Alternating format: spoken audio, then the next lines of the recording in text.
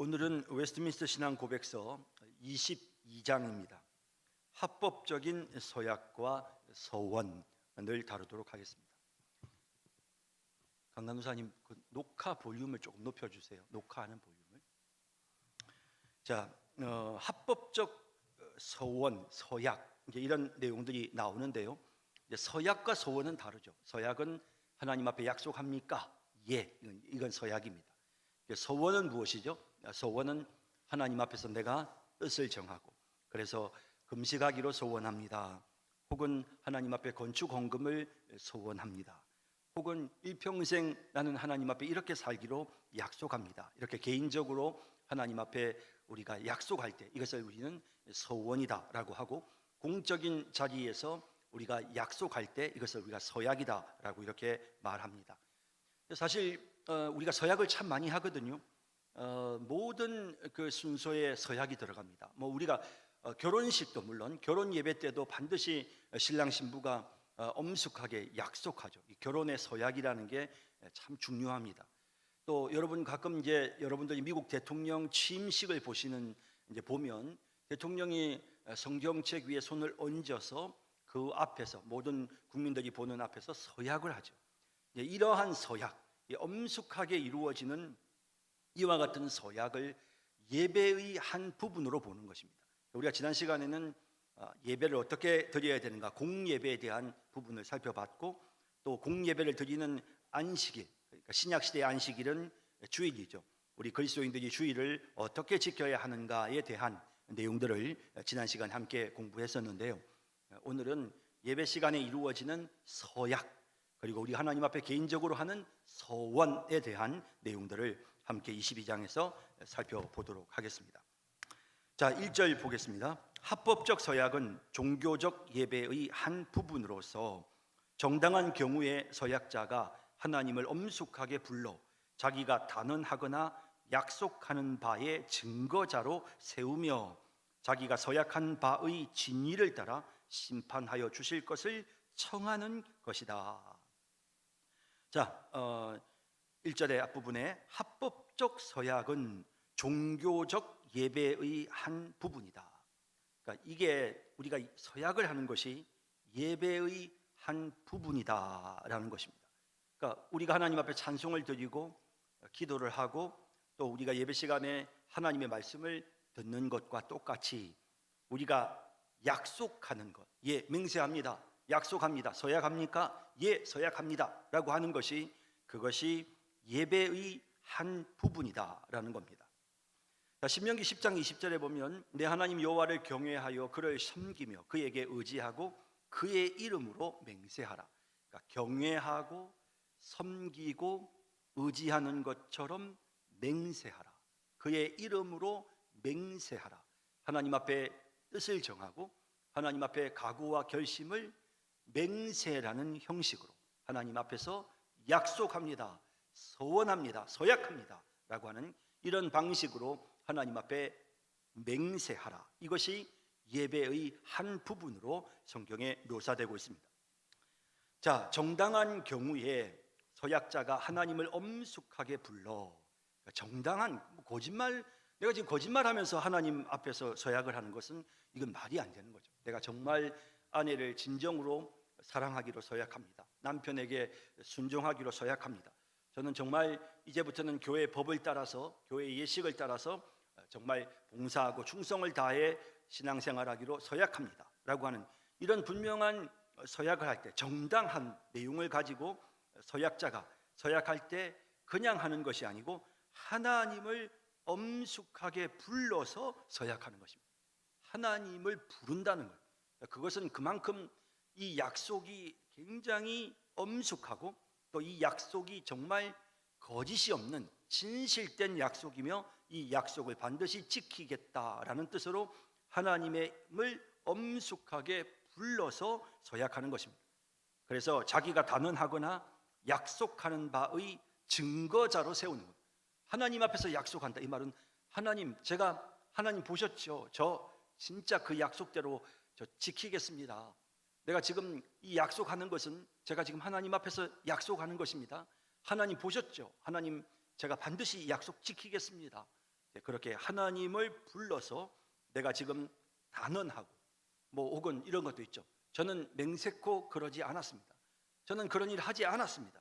라고 이렇게 단언하거나 혹은 약속하는, 충성을 다하기로 약속합니다. 아내를 진정으로 사랑하기로 약속합니다. 이런 일에 있어서 하나님을 증거자로 세우는, 저는 하나님 앞에서 맹세합니다. 저는 그런 일 하지 않았습니다. 그럴 때 하나님을 증거자로 세워놓고 그 앞에서 맹세하는, 이것이 예배의 한 부분이다라는 겁니다. 자기가 서약한 바의 진리를 따라 심판하여 주실 것을 청하는 것이다. 하나님, 만약에 내가 하나님 앞에 맹세하고 하나님 앞에 서약하는 것은, 내가 만약에 거짓말을 한다면 하나님 제게 벌 내려 주십시오. 그런 표현이 거기에 포함되어 있는 것입니다. 그래서 하나님 심판해 주십시오. 내가 지금 말해놓고 하나님 앞에서 약속해놓고 내가 이 약속을 어긴다면 하나님 저를 심판해 주십시오. 그런 의미에서 우리가 하나님을 부르고 그리고 하나님 앞에서 엄숙하게 약속하는 이런 일들을 우리가 예배 중에도 우리가 하게 되는 것이죠. 자, 그 예로 445번 각주를 보시면 출애굽기 20장에 너는 내 하나님 여호와의 이름을 망령되게 부르지 말라. 그러니까 함부로, 그러니까 망령되게 불러서는 안 되죠. 정말 엄숙하게, 정당하게 불러야 돼요. 그러니까 거짓말하면서 하나님 앞에 맹세코 이런 식의 표현을 쓰면 이건 정말 있어서는 안 되는 일이죠. 그러니까 하나님의 이름을 망령되게 부르지 말라라는 것은 우리가 하나님을 엄숙하게 불러서 약속할 때는 정당해야 되고 그것이 진실되어야 한다라는 겁니다. 또 레위기 19장 12절에 내 이름으로 거짓 맹세함으로 내 하나님 이름을 욕되게 하지 말라. 그러니까 거짓 맹세하면, 그러면 하나님 앞에서 내가 거짓 맹세하면, 교회에서 예배 중에 내가 거짓 맹세를 하면, 그러면 이것은 하나님의 이름을 욕되게 하는 것이다 라는 겁니다. 또 고린도후서 1장 23절에 바울은 이렇게 말합니다. 내가 내 목숨을 걸고 하나님을 불러 증언하시게 하노니. 자, 이런 표현을 쓰고 있습니다. 그러니까 내 목숨을 걸었어요. 자신의 목숨을 걸었어요. 그리고 하나님을 부릅니다. 하나님, 제가 하나님 앞에서 제 목숨 걸고 제가 지금 이 성도들 앞에서 지금 제가 약속합니다. 제가 분명히 지금 사실을 말합니다. 저 거짓말하지 않고 제 목숨을 걸고 내가 하나님 앞에서 지금 사실대로 말합니다. 이런 표현들을 쓰는 거죠. 그래서 이런 표현들을 쓰는 이런 부분들이 우리가 이제 서약, 하나님 앞에서 서약하는 방법인 것입니다. 또 역대하 6장 22절에서 23절에 보면 이제 성전을 건축하고 난 다음에 이 성전에 있는 주의 제단 앞에서 맹세하면 주는 하늘에서 들으시고 행하시되 주의 종들을 심판하사. 그러니까 주의 제단 앞에서 맹세하면 하나님께서 판단해 주세요. 만약에 하나님의 제단 앞에서 거짓 맹세를 하면 하나님 그냥 두지 마시고 하나님 갚아주세요. 이렇게 표현함으로써 이제 모든 백성들이 주의 제단 앞에서 맹세할 때 거짓말하지 않고 거짓 맹세하지 않고 사실대로 맹세하는, 그것을 통해서 진위를 확인하는, 이게 거짓말인지 참말인지를 확인하는, 맹세하도록, 맹세하고 말하면 믿어주는 거죠. 이 말은 만약에 하나님의 이름으로 맹세해놓고 내가 거짓말했다 그러면 하나님 나 죽이려면 죽이세요 라는 것과 같은 것이죠. 하나님을 알고 하나님을 두려워하는 하나님의 백성들은 하나님의 이름을 걸고 거짓말을 할 수는 없는 것입니다. 거짓 맹세를 할 수는 없는 거죠. 하나님을 믿지 않는 사람들은 까짓것 하나님 안 믿으니까, 그러나 하나님을 믿는 우리는 두려워서 하나님의 이름을 부르고 거짓 맹세를 할 수가 없는 것입니다. 자, 그 다음 보십시다. 2절입니다.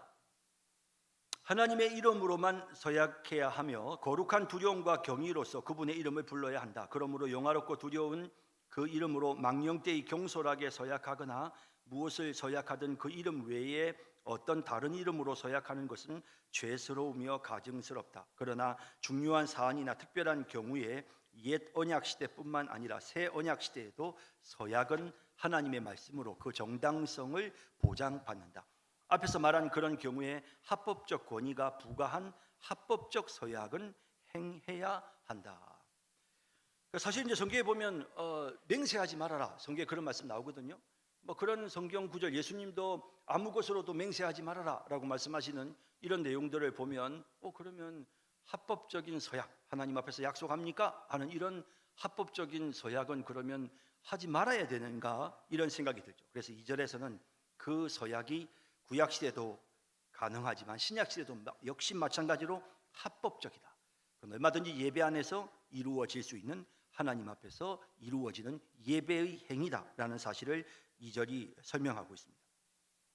자, 하나님의 이름으로, 2절 다시 봅시다. 하나님의 이름으로만 서약해야 하고 거룩한 두려움과 경의로서 그분의 이름을 불러야 한다. 그러니까 하나님의 이름으로 서약해야 되죠. 서약을 할 때는 내가 하나님 앞에서 하나님의 이름으로 서약해야지 다른 어떤 신들의 이름을 부른다.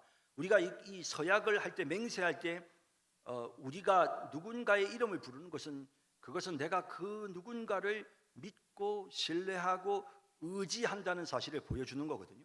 그분이 심판자로서의 능력을 가진 분이라는 그 신앙의 고백이 포함되어 있는 겁니다. 그런데 하나님의 이름으로 서약하지 않고 다른 신들의 이름을 불러서 서약을 한다? 이것은 안 되는 것입니다.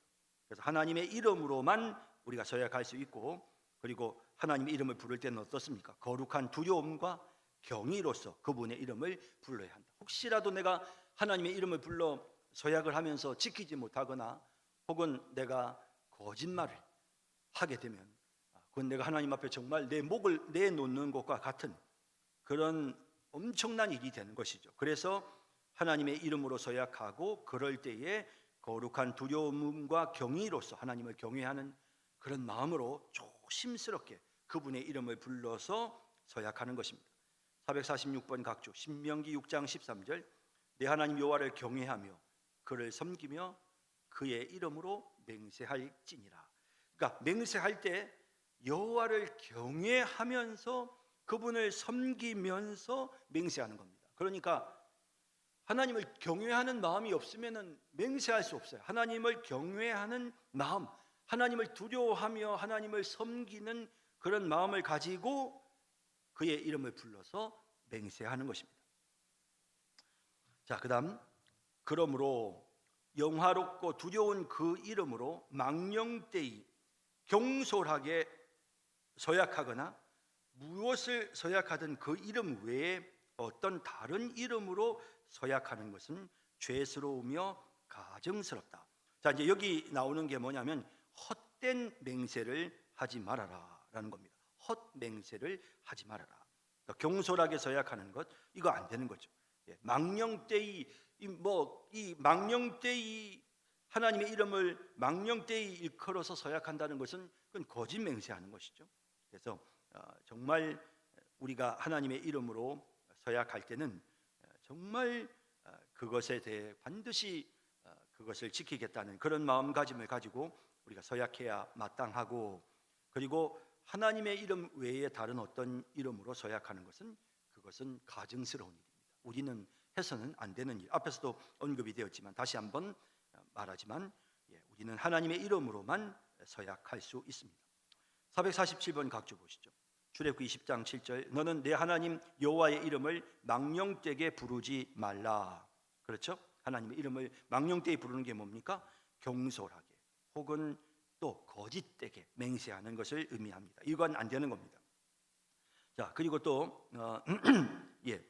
또 예레미야 5장 7절에 보면 내 자녀가 나를 버리고 신이 아닌 것들로 맹세하였으며, 이 지금 당시에 이 유다 백성들이 하나님 앞에 악을 행하는데 하나님을 버리고 신이 아닌 것들로 맹세하는 것은 그건 믿고 신뢰하고 내가 그분을 내가 정말 믿는다. 내가 하나님을 믿으니까 하나님의 이름으로 맹세하는 것이죠. 그렇죠? 그러니까 하나님을 믿지 않는데 하나님의 이름을 맹세할 수는 없는 거죠. 그러니까 다른 신의 이름을 불렀다는 말은 하나님이 아닌 다른 신을 지금 믿고 있다라는 사실을 보여주는 것이죠. 자, 그다음 야고보서 5장 12절 내 형제들아 무엇보다도 맹세하지 말지니 하늘로나 땅으로나 아무 다른 것으로도 맹세하지 말고 오직 너희가 그렇다고 생각하는 것은 그렇다 하고 아니라고 생각하는 것은 아니라 하여 정죄함을 면하라. 자, 이제 이 부분이 또 이제 마태복음 5장 23절 이하에도 보면 예수님께서 내가 너희에게 명하노니 율법은 하나님 앞에 맹세한 것은 지키라 하였지만 난 너희에게 말하노니 도무지 맹세하지 말지니라고 예수님 말씀하셨단 말이에요. 그래서 그 본문이나 야고보서 5장 12절에 나오는 너희가 다른 곳으로도 하늘로나 땅으로나 아무 곳으로도 맹세하지 말고 오직 너희가 그렇다 하든지 아니면 아니라고 하든지 라고 이렇게 정확하게 사실대로 정직하게 말해야지, 괜히 맹세하는 이런 일들은 하지 말아라 라는 그런 표현인데요. 그러니까 이 표현을 보면, 이 본문만 딱 보면 그럼 맹세 자체를 하면 안 되는구나 라는 생각을 우리가 하기가 쉽습니다. 그런데 성경의 전반적인 내용은 그런 뜻이 아니고요. 지금 여기 야고보서도 마찬가지고 예수님께서도 말씀하시는 내용이 뭐냐면 헛맹세를 하지 말라는 거예요. 그러니까 내가 사람들에게 믿도록 만들기 위해서, 그러니까 내가 오바해서 그냥 사람들을 어떻게든지 선동해서 나를 좀 믿도록 만들기 위해서 헛된 맹세를 하는 겁니다. 그러면서 내가 하나님께 맹세했고 내가 하나님 앞에 맹세한다니까 나 진짜 이번 사업 이거 성공한다니까 되는 사업이야, 그러니까 투자해. 자, 이런 식으로 내가 선동을 목적으로 하는 이와 같은 거짓 맹세, 헛맹세, 헛된 맹세. 성경에서 주님이 말씀하시는 것은 이런 헛된 맹세를 하지 말라는, 그러니까 자기가 말하려고 하는 것을 좀 더 사람들이 더 잘 믿도록 만들기 위해서 하는 그런 과장된 그런 어떤 그 맹세, 이런 거는 절대로 하면 안 된다는 거예요. 이 맹세는 하나님 앞에서 내 목을 내놓는 것과 같은 것이고, 그러니까 진짜 두렵고 떨리는 마음으로 내가 하나님 앞에 맹세할 때는 반드시 내가 지켜야 되고, 내가 이거 안 지키면 저 하나님 앞에 어떤 벌이라도 받겠습니다.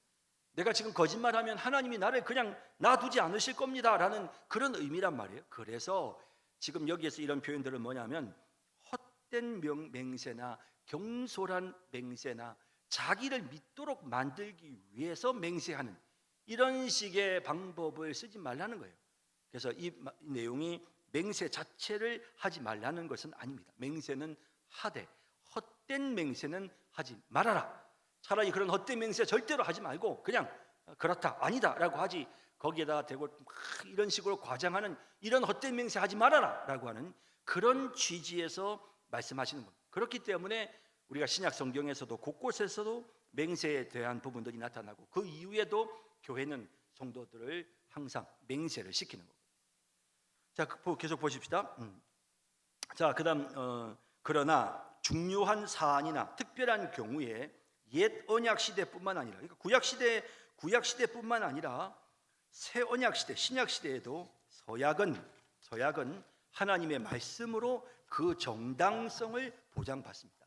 그래서 신약 시대도 얼마든지 우리가 서약을 할 수 있다는 것인데요. 자, 각주를 보실까요? 448번 각주의 히브리서, 신약이잖아요. 히브리서 6장 16절에 맹세는, 그죠?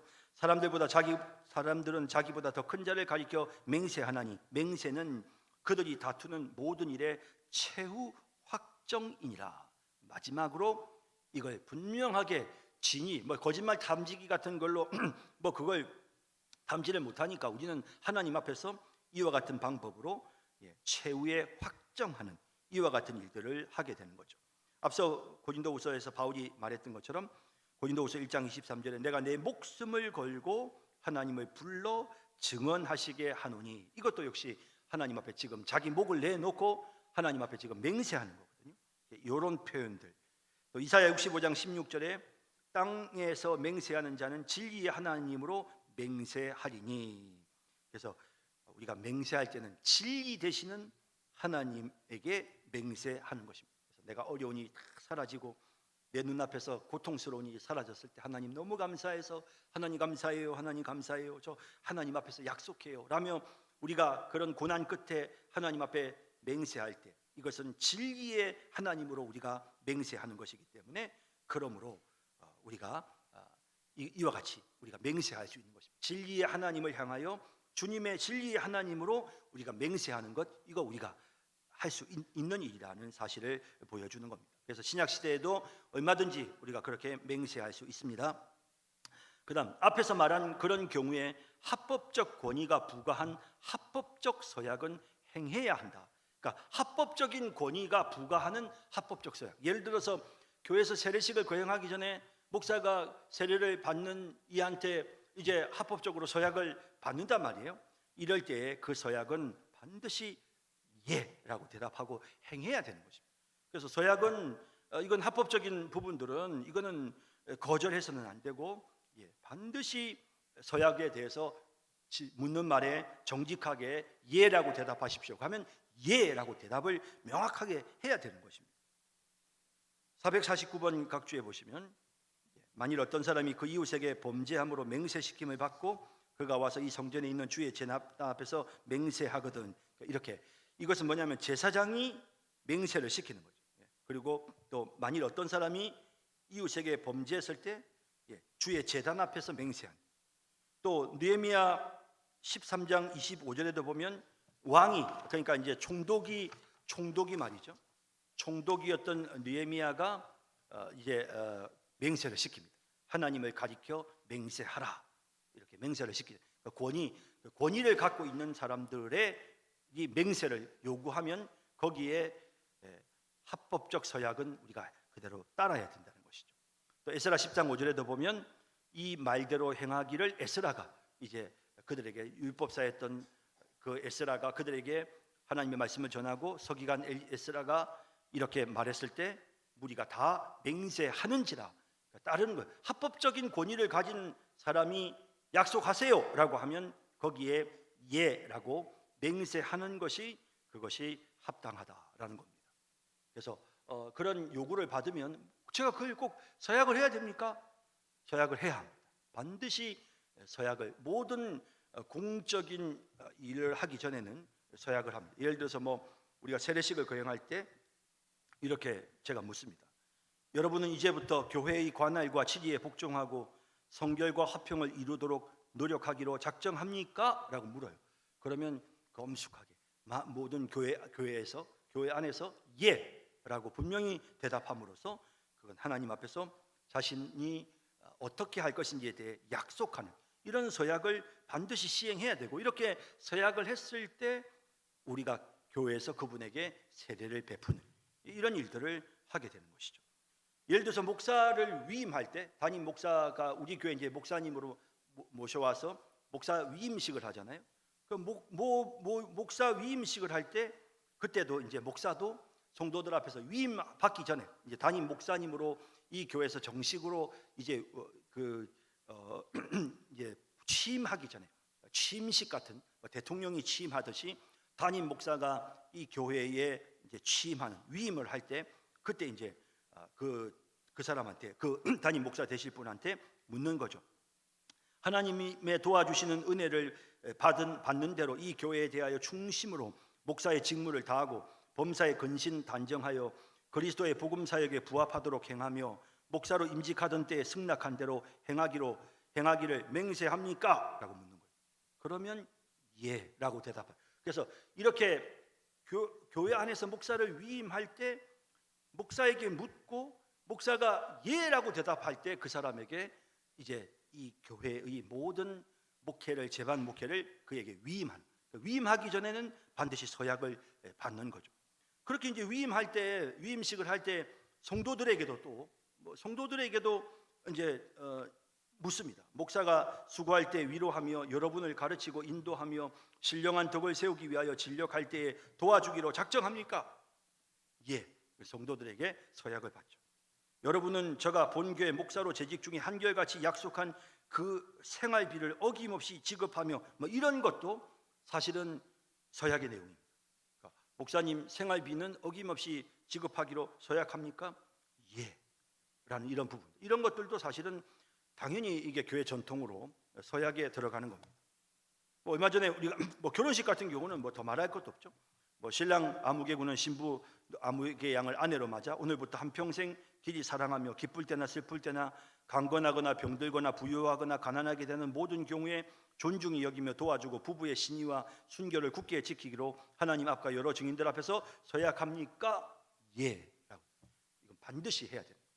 그렇게 해야만 결혼이 성립이 되는 것이죠. 이런 서약을 결혼식에서도 행하게 되고 얼마 전에 우리가 임직식을 했지 않습니까? 임직식 할 때도 역시 마찬가지입니다. 그래서 임직을 할 때 이제 임직하는 대상자에게 묻죠. 교회의 화평과 연합과 성결을 위하여 진력하기로 맹세합니까? 예.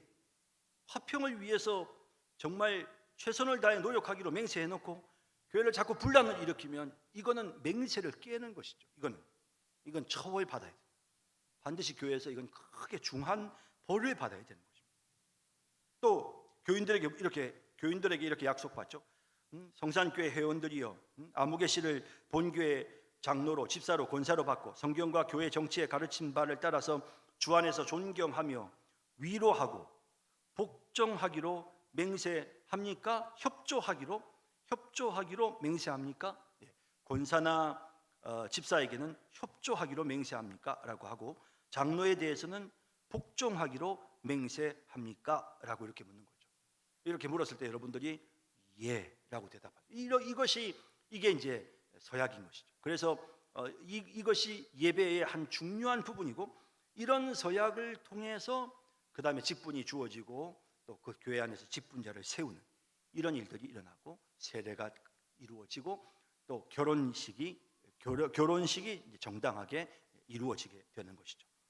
그래서 이제 이런 엄숙한 서약이 사실은 예배의 아주 중요한 한 부분이다라는 사실을 우리가 또 기억해야 하는 것입니다. 자, 그다음 3절 넘어가겠습니다. 서약하는 자는 누구나 그처럼 엄숙한 서약의 무게를 제대로 주목해야 하며 자기가 온전히 진리라고 확신하는 것만을 공언해야 한다. 누구든지 선하고 옳은 일, 옳다고 믿는 일, 자기가 실제로 행할 수 있고 그리고 행하려고 결심한 일 외에는 그 어떤 일에 관해서도 서약으로서 자신을 구속하지 않아도 된다. 그러나 합법적인 권위가 부과한 선하고 정당한 일에 관한 연관된 서약을 거부하는 것은 죄가 된다. 자, 서약하는, 다시 3절 보겠습니다. 서약하는 자는 누구나 그처럼 엄숙한 서약의 무게를 제대로 주목해야 되며, 이 서약이라는 게 그냥 아무렇게 생각 없이 그냥 무조건 그냥 순서에 있기 때문에 예라고 하는 게 아니고 진짜 엄숙하게 해야 되거든요. 결혼식에 신랑 신부가 서약할 때는요 정말 엄숙하게 해야 되는 거예요. 그 내용 하나하나를 진짜 딱 마음속에 생각하고 그리고 서약하는 거죠. 그런데 그 서약을 해놓고는 도중에 이혼을 한다 이러면은 이거는 서약을 깬 것이죠. 하나님 앞에서 이건 헛된 맹세를 한 것이 되는 것입니다. 엄숙한 서약의 무게를 제대로 주목해야 하며, 그 다음 자기가 온전히 진리라고 확신하는 것만을 공언해야 된다. 그래서 하나님 앞에 충성을 다하고 열심히 교회 연합을 위해서 진력하고 노력하기로 약속합니까? 라고 했는데 내가 그렇게 하는 것이 옳고 또 마땅히 그렇게 해야 된다, 그게 온전한 진리라고 확신할 때 거기에 대해서 예라고 대답하는 것이지, 나는 그 말도 안 되는 그런 난 못하겠어 이럴 경우에는 여러분들은 온전히 진리라고 확신하는 것만을 여러분들이 공언해야 되는데, 그런데 진리라고 확신하지 않으면 여러분들은 서약을 하지 않아야 되는 것이죠. 예를 들어서 이제 아무개 씨를 교회 장로로 세우고 여러분들이 그를 존경하고 그리고 협조하고 그리고 그에게 복종하기로, 당회에 대해서 성도들은 복종할 의무가 있습니다. 그래서 당회원으로서 여러분들은 복종하기로 약속합니까? 라고 이렇게 물었을 때 그때 여러분들은 당연히 교회 성도들이 당회에 복종하는 것이 옳다라고 판단이 서고 그것이 온전히 진리라고 확신했기 때문에 여러분들이 예라고 약속하는 거거든요. 이런 부분들도 교회 안에서 우리가 예배 중에 이루어지는 이와 같은 엄숙한 서약에 있어서는 이 내용이 정말 온전한 진리인가, 이게 맞는 말인가 라는 것을 꼭 여러분들이 생각하면서 예라고 대답해야 합니다. 누구든지 선하고 옳은 일, 옳다고 믿는 일, 자기가 실제로 행할 수 있고 그리고 행하려고 결심한 일 외에는 그 어떤 일에 관해서도 서약으로서 자신을 구속하지 않아도 된다. 서약하세요. 저 못합니다. 앞으로 100일 동안 새벽기도에 안 빠지고 나오기로 서약하세요. 제가 그거 서약을 어떻게 합니까? 그냥 제가 100일 동안 새벽기도 나오겠습니다. 근데 제가 서약은 못하겠습니다. 이거 가능한 일이죠. 그래서 그리고 이제 이게 또 선하고 옳은지 자기가 잘 판단하고, 그런데 이걸 내가 그렇게 하기로 딱 결심을 딱 해놓고 서약을 해야지, 내가 그렇게 하려고 결심하지도 않았으면서 그냥 뭐 물으니까 예라고 대답하는 이거 안 된다는 거예요. 그래서 반드시 내가 그렇게 해야 되겠다는 생각이 있을 때 예라고 서약하는 것이고, 서약을 하면 이제 거기에 매이는 겁니다. 그래서 이 서약은 정말 내가 그 서약에 나 자신이 이제 그 서약에 매이는 것입니다. 그렇기 때문에 여러분들이 이건 정당한 서약이 아니다, 이건 정당하게 내가 꼭 이거 할 필요 없다라고 생각하면 그럼 여러분들이 그 서약 안 해도 되는 것입니다. 그러니까 서약은 그만큼 신중하게 이루어져야 된다라는 사실을 보여주는 것입니다. 451번 각주에 보면 창세기 24장에 아브라함이 이제 자기 종을 보내면서 이제 이삭을 위해서 아내를 가서 바단 아람에 가서 아내를 택해 오라고 이제 보내는 그런 내용이거든요. 그럴 때 이제 그러면서 이제 맹세를 하게 하는데, 그럴 때 이 종이 주인에게 뭐라고 말하냐면, 만약에 그 여자가 나를 따라서 여기까지 안 오려고 하면, 여기 안 온다고 하면 그러면 어떻게 됩니까? 안 오려고 하는데 내가 어떻게 데리고 옵니까? 라고 이야기를 하니까 그때 아브라함이 염려하지 말아라. 만약에 그 여자가 오려 하지 않는다면 너는 아무런 책임이 없다 라고 이렇게 하면서 맹세하기 전에 충분하게 서로 이야기를 하고 그 다음에 맹세를 해요. 이런 경우에는 그때는 너에게는 아무 책임이 없다. 그 여자가 안 오려고 하면 알 수 없지 뭐. 그렇게 해서 이제 맹세를 하기 전에 신중하게 정말 꼭 지킬 수 있는 그런 부분 안에서 잘 조정을 해서 맹세를 하는 것입니다. 예, 그다음 보십시다. 그러나 합법적인 권위가 부과한 선하고 정당한 일에 연관된 서약을 거부하는 것은 죄가 됩니다. 자, 452번 각주에 보시면 제사장이 여인에게 그 부정 행위를 묻는 거예요. 부정 행위. 그러니까 어떤 성적인 부정을 저지른 거에 대해서 제사장이 여인에게 맹세를 하게 하면서, 그러면서 이제 이 맹세의 물을 마시게 해요. 그런데 그러면서 이제 이거를 그렇게 여인에게 저주의 맹세를 하게 하는 거죠. 만약에 내가 거짓말한다면 나에게는 이런 벌이 임해도 좋습니다라고 맹세를 하게 하는데, 제사장이 여인에게 그것을 요구하면 그러면 그 여인은 반드시 거기에 순종해야 되는 것입니다. 또 느헤미야 5장 12절에도 보면 역시 이제 여기도 느헤미야가 총독으로서 제사장들을 불러 그들에게 그 말대로 행하겠다고 맹세하게 하고, 하나님이 세우신 그런 권한을 가지고 맹세를 시키는 거예요. 하나님 앞에서 맹세하세요, 하나님 앞에서 약속하세요 라고 하면, 그러면 그 권위가 정당한 권위라면 합법적인 권위 앞에서는 그걸 반드시 예라고 받아들여야 된다는 것입니다. 예, 그래서 이제 이런 어떤 예를 들어서 또 이제 출애굽기 22장 10절에 보면 나오는 것처럼 어떤 소유 문제를 가지고 서로 이렇게 갈등이 생길 때도 마찬가지로 여호와께 맹세하도록, 그래서 이제 그 책임을 맡은 재판관이 그것을 요구하면 그러면 여호와 앞에 맹세하는, 그래서 이것을 거부하게 되면 그것은 죄가 되는 것입니다. 그래서 이런 합법적인 권위를 가진 인물들이 이제 그 구성원들에 대해서 이런 맹세를 하도록, 하나님 앞에서 맹세하세요라고 했을 때는 그것에 대해서 우리가 맹세를 해야 되고, 그것을 거부하는, 합법적인 것임에도 불구하고 정당한 일에 맹세를 하라고 했는데 그걸 거부하면 그것은 죄가 되는 것입니다. 자, 그다음 4절, 서약은 평이하고 상식적인 말로 하되 애매하거나 심중 유보가 없어야 한다. 죄를 범하게 강요하는 서약은 안 되지만 죄스럽지 않는 어떤 것을 서약하였다면 자기에게 손해가 될지라도 마땅히 이행해야 한다. 이단이나 불신자에게 서약하였다 하더라도 그것을 깨트릴 수 없다. 자, 이제 4절에 나오는 내용은 이 서약은 평이하고 상식적인 말을 해야 돼. 막 복잡한 말로 막 뭔 말인지도 모르는 말로 가지고 서약을 하라고 하면 그거 안 되겠죠. 그러니까 우리가 예를 들어서 계약서에 사인하기 전에 계약서를 꼼꼼하게 읽어봐야 되는 것처럼, 마찬가지로 하나님 앞에 서약할 때는 그 서약하는 내용이 충분하게 이해가 돼. 그 서약이 막 복잡한 말을 막 꼬아서 이상하게 이런 데는 우리가 예라고 할 수 없어요. 그래서 정확하게 내용이 딱 이해가 됐을 때 평이하고 상식적인 말에 대해서 우리가 서약하는 거고, 애매한 거 이거 안 돼. 심중 유보가 없어야 된다. 마음속에 그거를 할까 만일에 이런 식이 된다면 제가 그때는 뭐 이렇게 제가 따르겠습니다.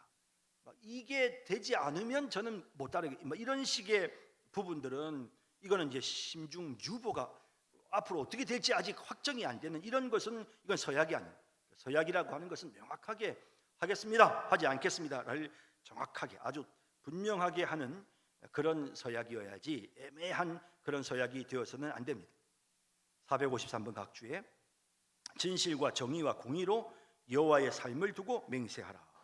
또 시편 24편에도 거짓 맹세하지 아니하는 자, 맹세할 때 거짓되게 해서는 안 된다. 아주 단호하게 분명하게 해야 된다는 것입니다. 자, 계속 보시죠. 죄를 범하게 강요하는 서약은 안 되지만 죄스럽지 않는 어떤 것을 서약하였다면 자기에게 손해가 될지라도 마땅히 이행해야 한다. 서약을 했으면 지켜야죠. 뭐 죄 짓는 서약 같으면은 그건 안 되지, 아니지만 뭐 그런 죄 짓는 서약은 해서도 안 되지만 만약에 그 서약 자체가 내가 그것이 죄가 아닌데 어쨌든 내가 약속을 했으면 서약을 했으면 그것은 자기에게 손해가 될지라도 마땅히 이행하는 것이 마땅하다라는 것입니다. 454번 각주에 보면 이런 겁니다. 사무엘상 25장에 보면 다윗이 그 나발이라고 하는 사람한테 너무 속이 상해가지고 그래서 이제 마음속에 어떤 서약을 하느냐면 아침까지 남겨두면 내가 그에게 속한 모든 남자 가운데 한 사람이라도 아침까지 남겨두면 하나님은 다윗에게 벌을 내리시고 또 내리시기를 원하노라. 이런 얼토당토하는 이런 맹세를 해요. 그러니까 너무 화가 나서 이 나발에게 굉장한 호의를 베풀었는데 이 나발이 오히려 호의를 베푼 다윗을 막 무시하고 그럴 때 너무 화가 나서 다윗이 이런 극단적인 표현을 하면서 하나님이 내가 그들을 다 죽이지 않으면 그러면 하나님은 나에게 벌을 내리시기를 원한다. 이게 이제 하나님 앞에 맹세죠. 자, 이제 이런 서약을 하게 되었어요. 그러면 어떻습니까? 이제 이거는 손해가 가더라도 마땅히 이행해야 되는 것이죠. 잘못된 서약이라도 서약은 했으면 반드시 이행해야 되는 거죠.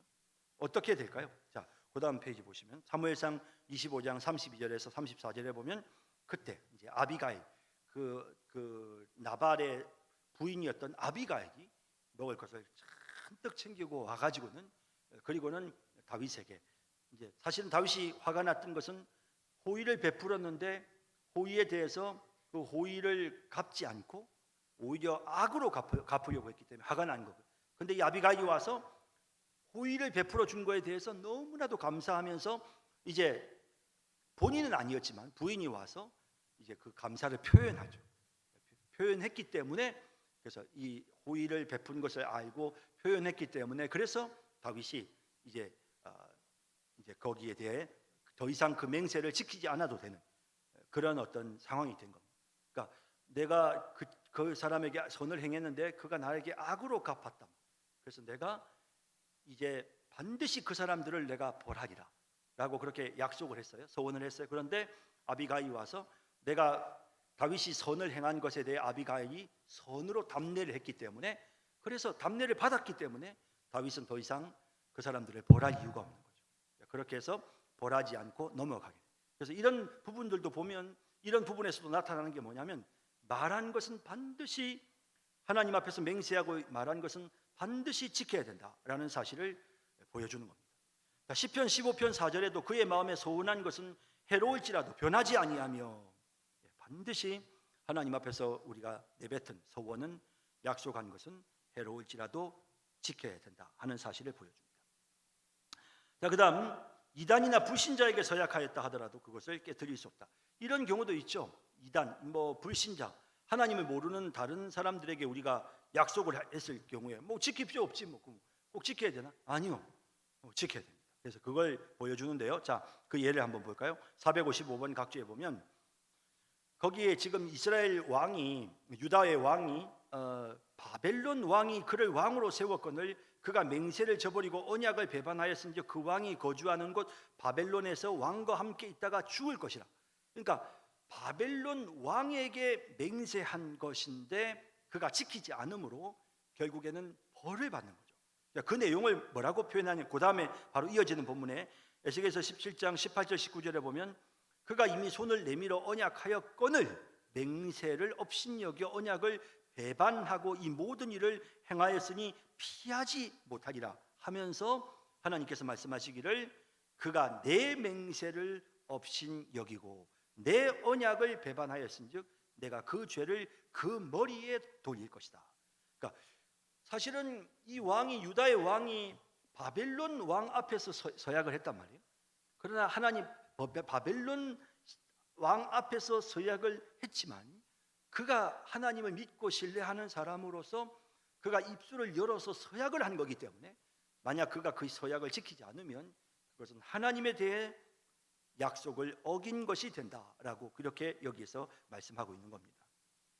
또 유명한 사건이 있죠. 여호수아 9장 18절에서 19절에 보면 거기 뭐가 나오느냐면 여기 이제 이스라엘 백성들이 그 가나안을 정복할 때 그 뭡니까 이 사람들이 이 기본 족속이죠. 기본 족속이 이제 어떻게 하냐면 이 막 음식 곰팡이 나는 음식을 가지고 와서 속이죠. 거짓말 속여요. 그러면서 우리는 아주 먼 곳에서 온 사람들이니까 우리를 좀 긍휼히 여겨주시고 우리에게 불가침 협정을 맺자고 해요.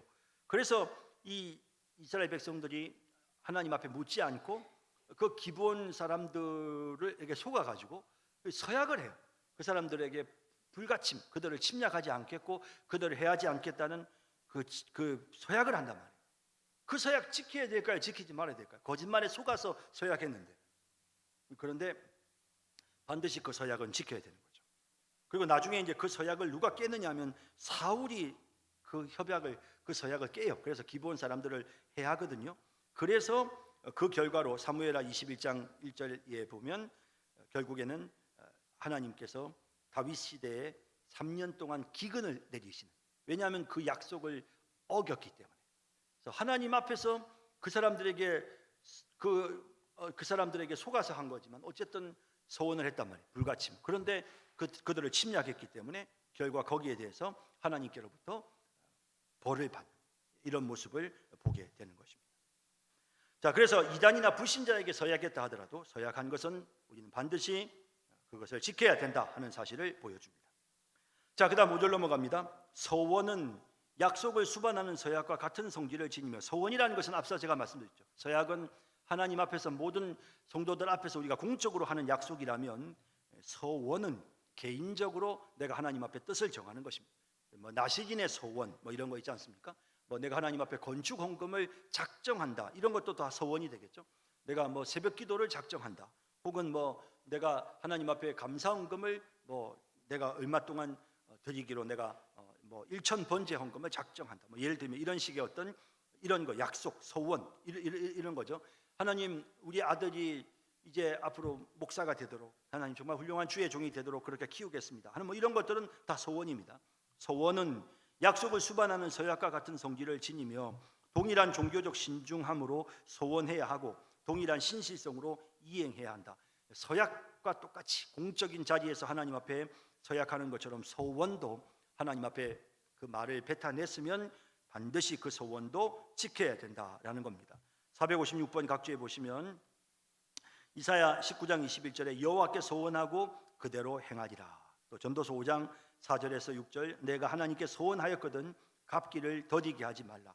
서원한 것을 갚으라. 서원하고 갚지 아니하는 것보다 서원하지 아니하는 것이 더 나으니 내 입으로 내 육체가 범죄하게 하지 말라. 그러니까 내가 입으로 괜히 하나님 앞에 뭘 드리겠습니다라고 작정해 놓고는 하지 않으면 그러면 그건 내가 범죄를 저지르는 것이 되는 것입니다. 시편 61편 8절에도 매일 나의 소원을 이행하리이다. 시편 66편 13절에도 나의 소원을 주께 갚으리니 이는 내 입술이 낸 것이요 내 환난 때에 내 입이 말한 것이니라. 어렵고 힘들 때 하나님 앞에 소원한 거 우리가 반드시 지켜야 된다라는 사실을 보여줍니다. 자, 6절 넘어갑니다. 소원은 여타 피조물이 아니라 하나님께만 해야 한다. 역시 앞에서 서약도 마찬가지지만 소원도 마찬가지입니다. 그래서 여호와 너희 하나님께 소원하고 갚으라라고 되어 있죠. 시편 76편 11절에 그렇게 되어 있습니다. 자, 그다음 또 예레미야 44장 25절 26절에도 보면 우리가 소원한 대로 반드시 이행하여 하늘의 여왕에게 분향하고 전제를 드리리라 하였은즉 너희 소원을 성취하며 너희 소원을 이행하라. 이 사람들이 부패하고 타락해서 하늘의 여왕이라는 신에게 분향하고 그 신에게 소원을 하는 겁니다. 그래서 하나님이 뭐라고 심판하시느냐면 그 마지막 부분에 애굽 온 땅에 사는 유다 사람들이 입에서 다시는 내 이름을 부르며 주 여호와의 살아계심을 두고 맹세하노라 하는 자가 없으니 그들이 하늘의 여왕에게 맹세했기 때문에 하늘에 있는 여왕을 대상으로 해서 소원했기 때문에 하나님께서 다시는 이제 내 이름으로 소원하지 못하게 하겠다라고 하나님이 엄하게 책망하시는 그런 내용을 보게 되는 것입니다. 그러므로 우리는 오직 하나님께만 소원할 수 있습니다. 자, 그다음 소원이 받아지려면 믿음과 의무의 양심으로 이미 받은 자비를 감사하거나 하나님께서 베풀어 주신 은혜에 감사하는 마음으로 우리가 하나님 앞에 소원을 하죠. 그다음에 어떤 것을 얻기 위하여 자발적으로 소원하여야 한다. 이런 경우 있죠. 하나님 자식이 없는데 자식을 주시면 한나가 그랬던 것처럼 내가 하나님 앞에 드리겠습니다라고 한다든지 또 하나님께서 내가 지금 이런 게 없는데 나에게 이런 은혜를 주신다면 제가 이렇게 하겠습니다.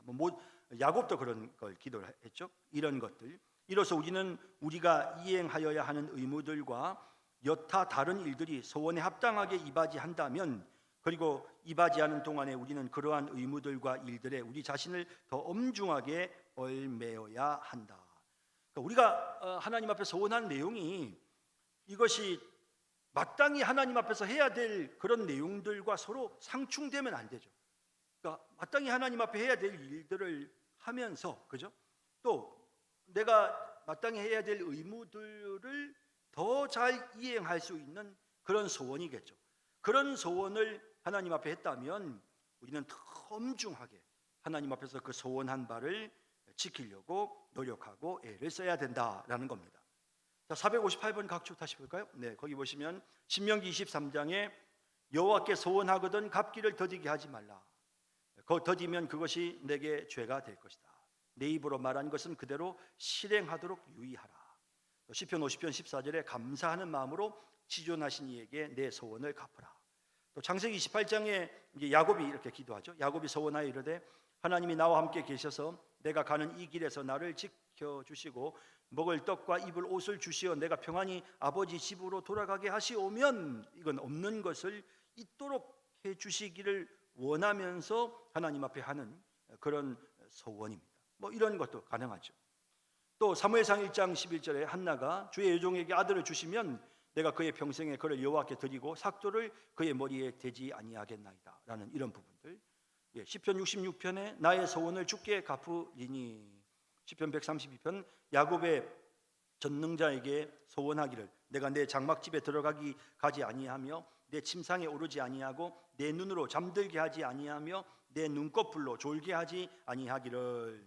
자, 이건 무슨 내용이냐면 다윗이 언약궤를 찾아 나서는데 언약궤가 어디에 있는지 잘 몰랐을 때 언약궤를 찾아 나서면서 정말 이 언약궤가 너무 중요한 거기 때문에 이걸 찾기 전에는 제가 편히 쉬지 않겠습니다 라고 하나님 앞에 소원하는 이런 것도 소원이 될 수 있죠.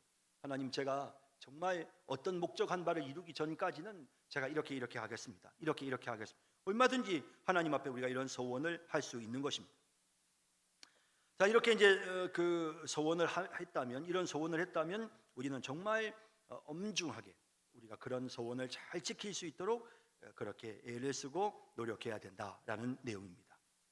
자, 이제 7절 마지막입니다. 하나님의 말씀이 금하시는 것, 말씀이 명하시는 어떤 의무를 방해하는 것, 자신의 힘이 미치지 못하는 것, 그리고 소원 이행을 위해 하나님께 받은 능력의 약속이 없는 것 등은 소원하지 말아야 한다.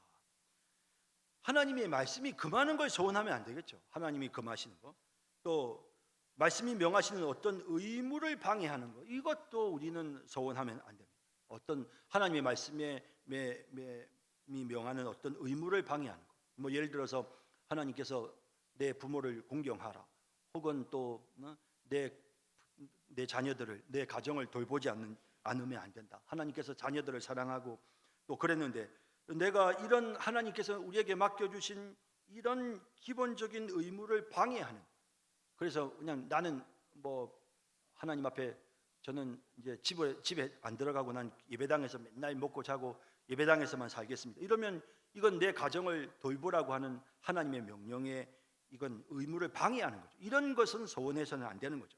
그래서 말씀이 명하는 어떤 의무를 방해하는 것, 그 다음에 자신의 힘이 미치지 못하는 것, 이것도 정말 많아요.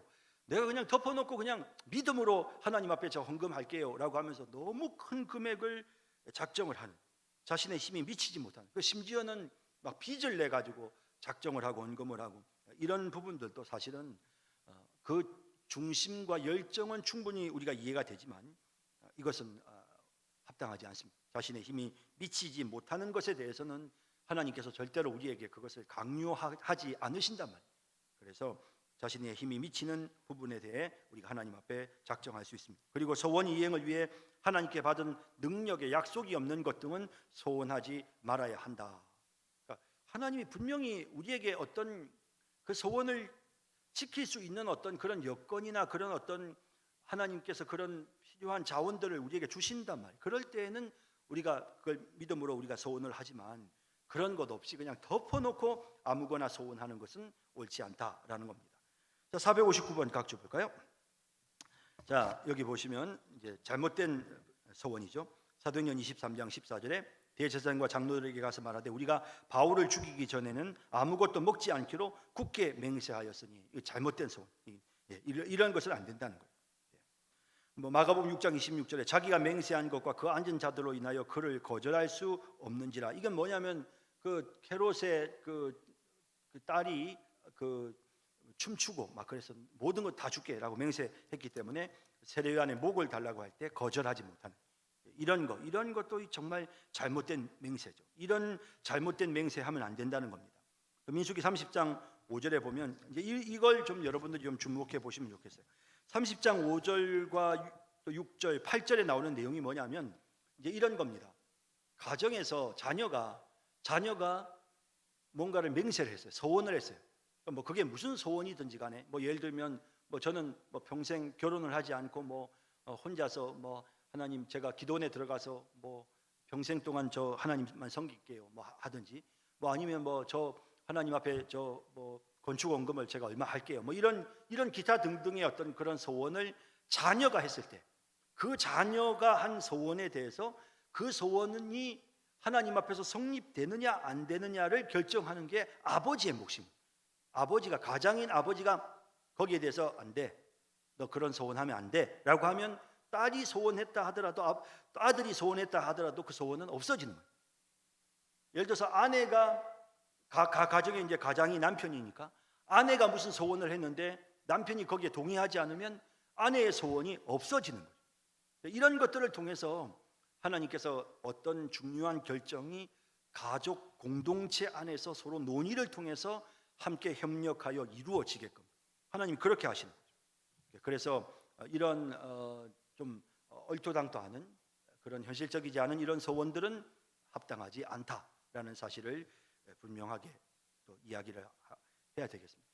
특히 이제 저는 이제 부모님들 중에 보면 옛날에는 하나님 우리 아들을 신학 공부를 시키겠습니다. 하나님 우리 가정에 아들을 주시면 우리 아들을 제가 신학 공부를 시키겠습니다. 혹은 뭐 아들이 병들어서 죽어가면 하나님 우리 아들 살려만 주시면 제가 앞으로 주의 종으로 그렇게 주의 종이 되어서 주의 종으로서 일하게 하나님 앞에 하겠습니다라고 이제 이렇게 소원하신 부모님들이 있으시고, 그 소원 때문에 신학교를 오는 그런 분들이 많았어요.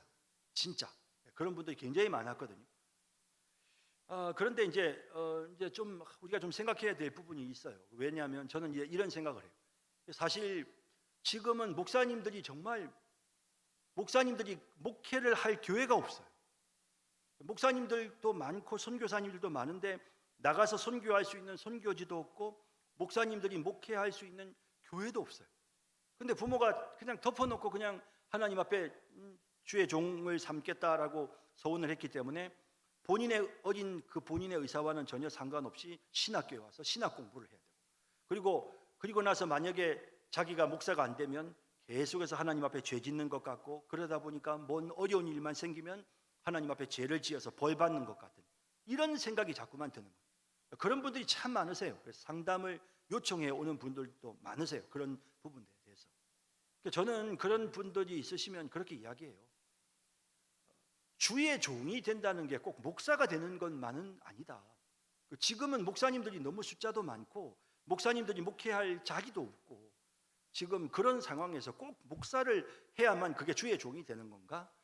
아니다. 훌륭한 장로가 되는 것도 그것도 정말 주의 일이다. 그러니까 저는 부모님이 소원을 하셨는데 제가 신학교를 안 갔기 때문에, 목사가 안 됐기 때문에, 그래서 저는 사업을 해도 항상 실패하고 항상 집안에 어려움이 많아요. 왜 자꾸 그렇게 생각하느냐? 그렇게 생각하지 말아라. 시마다 때마다 하나님이 쓰시는 방법이 다르고, 오늘날 이 시대에는 목사보다도 오히려 장로가 더 많이 필요하다. 훌륭한 장로가 되면 된다. 제가 그렇게 이제 격려를 하곤 하거든요.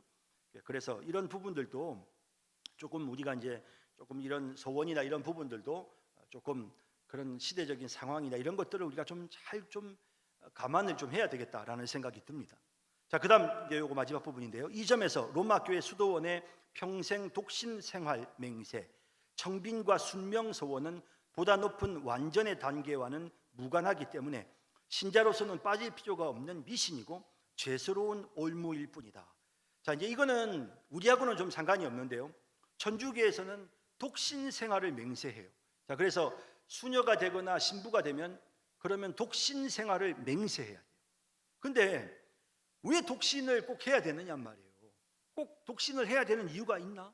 그런데 독신 생활을 반드시 맹세해야 돼요. 그래야 신부가 돼요. 그래야 수녀가 돼요. 그러니까 이런 독신 생활과 관계된 이런 맹세라든지 청빈의 맹세를 해요. 그러면 청빈 소원을 하면 저는 이제부터는 제 소유를 아무것도 가지지 않겠습니다. 이렇게 청빈 소원을 하면 신부들은 그때부터는 이제 돈이 없어요. 돈 하나도 가지지 않아요. 그럼 이제 이 신부들은 그럼 앞으로 어떻게 먹고 사느냐? 나중에 은퇴하고 나면 이제 교구청에서 이제 다 일괄적으로 그 사람들이 생활할 수 있는 거처를 만들어주고 생활비를 줘요. 이런 청빈 소원. 그다음에 순명 소원이라는 것도 뭐냐면 무조건 따르겠습니다. 교회가 시키는 대로 뭐든지 교회가 시키는 대로 저는 그대로 따르겠습니다 하는 이런 순명 소원이거든요. 이런 소원들은 이거는 잘못된 미신이다라는 겁니다. 거기 460번 각주해 보시죠. 거기 보시면 마태복음 19장에 예수께서 이르시되 사람마다 이 말을 받지 못하고 오직 타고난 자라야 할지니라. 그러니까 이게 그냥 예를 들어서 무조건 독신, 앞으로 신부가 되려면 무조건 독신으로 사세요. 독신이야. 절대 결혼하면 안 돼. 그러다 보니까 자꾸 이런 어떤 신부들에게서 이런 성문제들이 막 생기는 겁니다. 그래서 이런 독신에 관련된 이런 조항들에 대해서 타고난 자는 할 수 있어요. 본인이 몸이 벌써 그렇게 타고나는 경우가 있죠. 뭐 그런 경우는 그냥 독신으로 살 수 있지만, 그렇지 않은 경우에는 독신 맹세하는 거 옳지 않다는 것입니다. 고린도서 7장 2절에도 보면 남자마다 자기 아내를 두고 여자마다 자기 남편을 두라, 성경에 분명히 말씀하고 있죠. 고린도서 7장 9절에도 정욕이 불같이 타는 것보다 결혼하는 것이 낫다라고 분명히 말씀하고 있죠. 자, 그다음 에베소 4장 28절에 보면 가난한 자에게 구제할 수 있도록 자기 손으로 수고하여 선한 일을 하라. 이게 뭐냐면 청빈 서원을 해가지고 아무 소유물도 갖지 않고 돈도 안 벌고 이렇게 사는 것이 옳은 게 아니라는 거죠. 성경이 말하는 거는 열심히 다른 사람들을 도울 수 있도록 너가 수고해서 선한 다른 사람들에게 구제를 할 수 있게끔 열심히 수고하고 노력해서 돈을 모으라는 거예요. 성경의 원리는. 그런데 저는 아무 소유도 갖지 않겠습니다. 청빈 소원, 성경적이지 않다는 거죠. 그 다음에 또 뭐 베드로전서 4장 2절 남은 때를 하나님의 뜻을 따라 육체의 남은 때를 살게 하려 함이라. 하나님의 뜻대로 살면 되지, 사람의 뜻대로 뭐 사람이 시키는 대로 청빈 소원을 하면, 순명 소원을 하면 사제가 위에 시키면 무조건 따라요. 하여튼 일체 거절도 못하고 항의도 하지 못하고 무조건 시키는 대로 천주교회는 따르도록 되어 있습니다. 고린도전서 7장 23절에 너희는 값으로 사신 것이니 사람들의 종이 되지 말라. 그러니까 종이 되는, 누군가에게 종이 되는 이런 소원 할 필요가 없고 해서는 안 된다라는 사실을 보여주고 있는 것입니다. 자, 자, 오늘 이제 22장에서 하나님 앞에 우리가 예배 중에 서약하는 것과 또 우리가 개인적으로 하나님 앞에 서원한 것은 반드시 우리가 지켜야 된다라는 그런 내용들을 우리가 함께 살펴봤습니다. 기도하겠습니다.